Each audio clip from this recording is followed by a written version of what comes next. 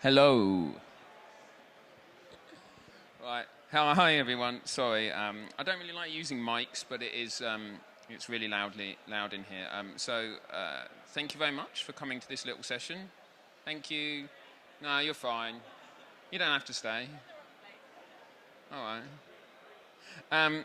I just thought this is just a quite quick session, 20-minute session, just looking at some things around Teams governance. And really some of my experiences over the last few months and probably years of how people deploy teams and some simple things which they're trying to do around governance. Just to kick off, I'm Peter. I'm the CEO here at Provision Point. Our stand's just around the corner. I've organised a few events like this in the past. I've spoken at a few events like this. You can get in contact with me any of those ways there, any way bad as. I think we know about the sponsors. You're all in this expo hall, but make sure you do go and see some of the sponsors, especially that one. Without sponsors, you can't do events like this. So it's really important that you go and see the sponsors today. Quick word on Provision Point, although do come and visit our stand. So we're a governance product for Microsoft 365. So we deal with provisioning, the creation process, approval around Teams, SharePoint, Planner, etc. Compliance policies, managing things like ownership, naming conventions, etc. And also the life cycle and expiry of workspaces such as Teams. So we won't bother with about you because it's quite a small audience. Well, no, let's do that. So who here is using Teams at the moment? Surely everyone's using Teams. Yeah, there we go. And what are you doing around the sort of governance of Teams? So is it sort of pretty much whatever you want? No, that's good. You've got some controls and processes in place? Yeah, that's good. Okay, fab. So it's pretty simple. We'll just cover the why of Teams governance. Then I'll cover my 5 quick steps, tips, whatever they're called, and then we'll do a summary at the end. So what I like to say when I'm talking to people, customers, prospective customers about Teams governance is don't think about it in terms of control. Don't think about it in terms of, IT locking things down, blocking things, because I think that's the wrong way to approach it. Instead, think about it about management of risk. It's, there's a perceived risk of information being shared incorrectly, whether that's to the whole organization or externally, or wrong information which is accessible but should have been disposed a while ago. So it's really about management of risk and encouraging everyone to use that organizational platform for collaboration, whilst managing the risks associated with information overload. So, I've spoken to organizations, especially when they initially deployed Teams, and they just had too many teams. Got to the point where users stopped using Teams because they would go to it and there'd be 50, 100 teams in their app, and it was unusable. So that's what we're really trying to do. We're trying to encourage users to use Teams because then it's in our control, it's backed up, we know where the data is. Managing necessary risk, and also making sure that they continue to use it as you can continue and grow your rollout of Teams. So why don't we do it? Well, I guess firstly, we saw in the pandemic there was a pressure to roll out Teams. Many organizations just had to enable it within 24, 48 hours. So we just did it. We don't want to worry about those sort of things. We'll deal with it later, and then we never do. There's concerns about people using other things, Dropbox, Google Drive, whatever it might be, so don't make it too difficult for people to use products like Teams. There's generally often a lack of resources to deliver it, so people don't, we can just roll it out. We don't want to worry about that sort of thing. We haven't got the skills, we haven't got the expertise. And I think maybe there's a perception that Teams is a bit different in comparison to, say, things like SharePoint, which we've used before, or maybe people are more willing to put up with Teams. I still hear people complain about Teams day to day to me, but they sort of put up with it more because of in the way we've been working over the last 18 months, we've got no choice. So we need it and we just put up with it. So when I talk to customers, when they come and talk to us about governance, and they say, well, what is everyone else doing? And I tend to focus, that wasn't me, they tend to focus on 5 key things, and that's what I suggest they look at. And so those are provisioning, naming, security, lifecycle, and ownership. I think if you can tackle those key things reasonably quickly and easily, which I believe you can do, then you can, get and make teams more successful whilst still introducing some aspect of control and management of that risk. So provisioning, it's probably a little bit of a technical term. People in IT understand what it means. What do I understand it means? I think it's really about how teams are created. It's the way we create teams. So is it everyone in the organization can create teams? Is it just the IT team can create teams? Or is it something in between that? Do we do things like, I've seen organizations certify their users. You have to go through some level of training or something else like that to ensure that they're allowed to use teams or they're allowed to create teams. Maybe things like policy acceptance. I've seen people have like policies which people put in place around responsibility for managing a team. And maybe even things like approval, so just simple checks to say, yeah, actually this is okay, whether it's someone's manager, whether it's a compliance team checking when it's a team which needs to be externally shared. So some simple checks. So we're still encouraging users to create teams, but maybe we're putting some acceptance which they have to do, or some acceptance by another party before they are created. Second is naming, so how our teams are named. I think it's very easy to create a team. It's very easy to create whatever you want for the name of a team. And then when you then think organizations with hundreds or thousands of teams, that can become quite a confusing experience. So I think we need to make sure that the names actually describe what those teams are for. The name's the first thing people are going to see in teams, so it's got to be something which they can quickly and easily understand, maybe explaining what business term it's to do with, how the data should be used in it. Is it externally shared?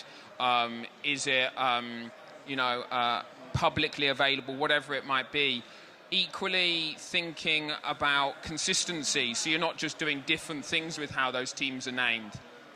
And then finally, maybe more from an IT perspective, but it's still important, is what are those system objects which get created with a team. A SharePoint site comes with every team, so what's the URL? A mailbox gets created in Exchange, even though in most cases it's not used, it's still a system object being created. How is that named? There's not a hard and fast rule how you do it. Some organizations I've worked with have things like project codes or cost centers or other things like that, whereas others prefer to explain it in terms of the context of, how it's secured as part of the name. That moves actually neatly onto security. So I think the other area which I see people ask me about the most, and one of the biggest concerns is how that team is shared. And that can be a number of different things. That can be whether the team is public or private. It could be whether it's shared externally, and in both contexts, whether that's guest access or whether that's external sharing around the files. And I think we just need to make sure that there's a consistent approach to how we do it.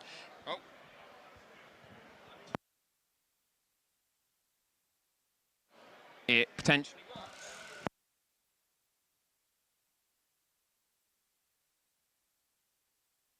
And there we go. I think it's important that people understand what that means, so they understand what externally shared means, what guest access means, what's public versus private. So I think it's important that we educate our users around what those things mean. And it's important we define how we're going to do it. It's not as simple as having it all turned off for everyone or all turned on for everyone. You probably need a mixture. You need some scenarios where external stuff is shared and some scenarios where it's not shared. So I think it's about communication, and it's about allowing people to do it, but maybe with the right controls in place. So life cycle. Life cycle, what does that really mean? It's probably about what happens from the team from the point it's created all the way through to when it's actually disposed of. And when we're thinking about this, what we're trying to really do is tackle that problem of sprawl, that issue of a team being created and no one disposes of it, and that data remains accessible to everyone or to a group of people in the organization, and then it's used incorrectly when maybe it contains out-of-date information which should have been disposed of. What that ultimately leads to is confusion and disillusionment, and users stop using Teams, and then you have that risk of them going off and using something else because there's just too many. They're not sure what they're supposed to be using. So what we're thinking about is we're trying to define, well, what is life cycle to us? And that's, I'm not going to come here and say this is how you do it. It's more thinking about you need to think about it. So you need to think about how you're going to expire it. What's that trigger point? I have a project. It's based on when the project ends. I want to make sure that it's a regular process where I'm prompting appropriate people to say, are you still using this? Is this still active? You just need to define what that policy is, and then what should happen when that expiry process is initiated, whether it's, notification, whether it's deletion, whether it's archiving inside of Teams, or a solution you use to back up or shift that data somewhere else, whether that's in Azure or outside of your tenant. And this probably leads me on, really, because obviously the person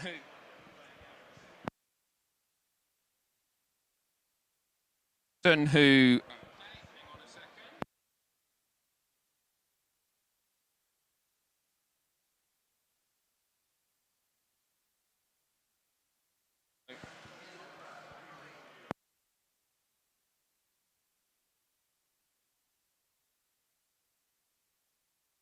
Oh, come back on.